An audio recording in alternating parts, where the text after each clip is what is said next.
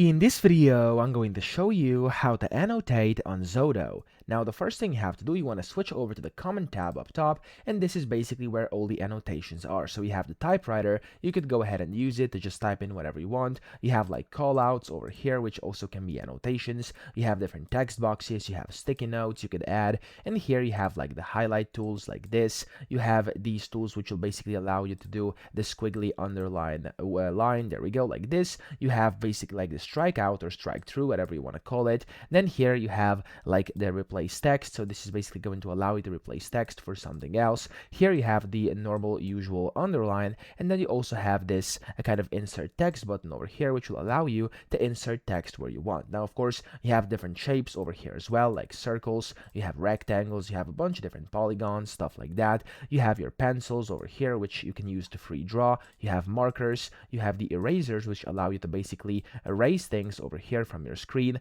etc. Of course, you also have different stamps. You could do images, create your own stamps, stuff like that. So that's basically how to annotate on Xodo. It's very simple. Just go to your Comment tab over here and use all these different markups you have over here. So that's it. I hope this video helped you out. If it did, please subscribe to the channel and help me out as well.